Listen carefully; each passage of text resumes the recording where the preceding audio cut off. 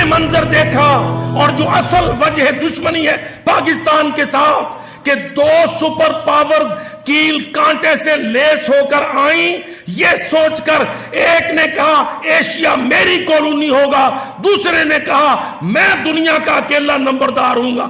دنیا نے دیکھا کہ ایک ملک ایسا ہے جس نے دونوں سپر پاور کو چت کر کے واپس جانے پہ مجبور کر دیا۔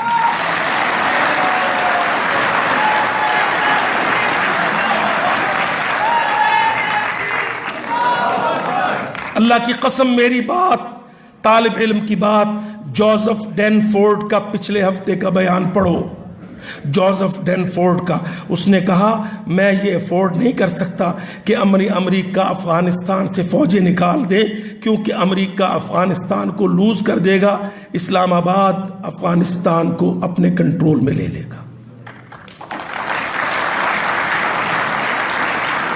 یہ جوزف ڈینفورڈ کا، یہ غالباً 26واں کمانڈر تھا امریکی افواج کا۔ کولن پاؤل، ریمزفیلڈ، ڈک چینی سے لے کر، یاد ہونے چاہیے ہمارے بیٹوں کو، ہمارے اوپر حملہ آور امریکی ڈمی سور میں منہ کی کھا کے گئے۔ میک کرسٹل، مائک مولن، ڈیوڈ پیٹریس، یہ جو دنیا میں بڑے بڑے سورمے بنتے تھے، اللہ کی قسم پاکستان پر آئے، افغانستان پر آئے اور ہار کے واپس گئے، اور پینٹاگون کی پینٹاگون ننگا کھڑا ہے، پینٹاگون۔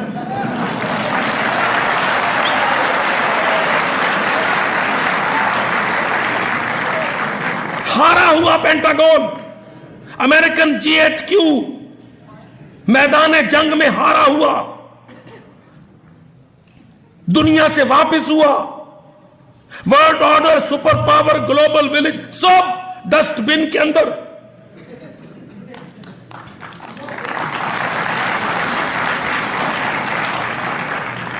میدان جنگ پر اس سے زیادہ بولنا اس وقت نہیں، قسم اللہ کی آؤ ہمارے سائنسدان نے کیا کیا کیا، اللہ اکبر۔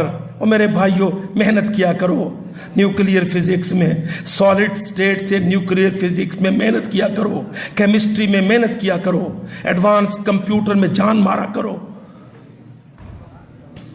ایزی لرننگ نہ کرو، گندی کہانیاں سبسکرائب کرو، چھوڑ دو یہ کرتوت، ہمیں آگے بڑھنا ہے۔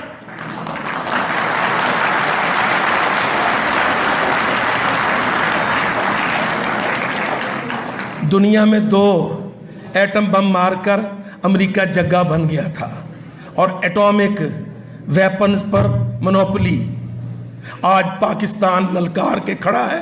پاکستان نے نیوکلیئر ویپنز پر امریکہ کی اجارہ داری توڑ دی۔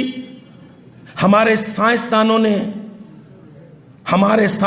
نے نوجوانوں نے محنت کی، اللہ کے فضل سے اجارہ داری ایٹمی اسلحے پر امریکہ کی ختم، یورینیم کی افزودگی کا عمل، سینٹری فیوجز کا عمل، سادہ اور آسان اور انتہائی خطرناک ایٹم بم ہم دنیا میں دینے والے ہیں آج۔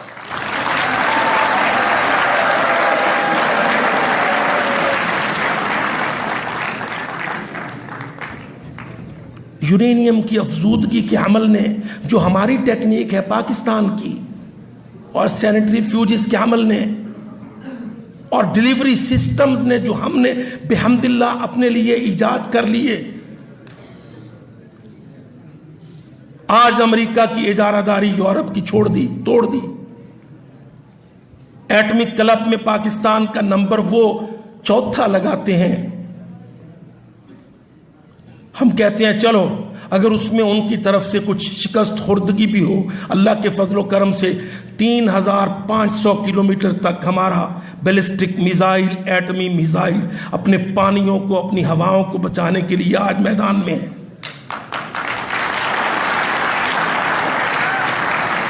آپ تصور نہیں کرتے کتنا پریشان ہے امریکہ پاکستانی میزائل سازی سے۔ ضیاء الحق نے F-16 خریدے تھے، F-16 فینٹم F-16 یہ فینٹم سیریز کا طیارہ، اللہ کی قسم فینٹم 17 نے امریکہ کی مت مار کے رکھ دی۔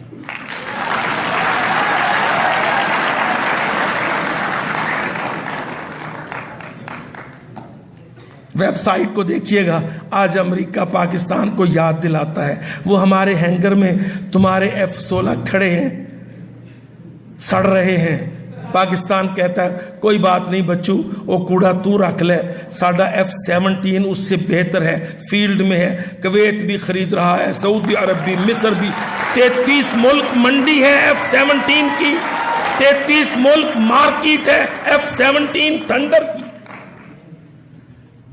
ایروناٹکس میں پاکستان،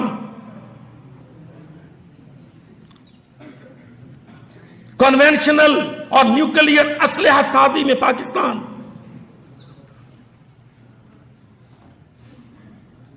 ڈیزل آبدوزوں میں بھارت کی تو مت ماری گئی ہے الحمدللہ۔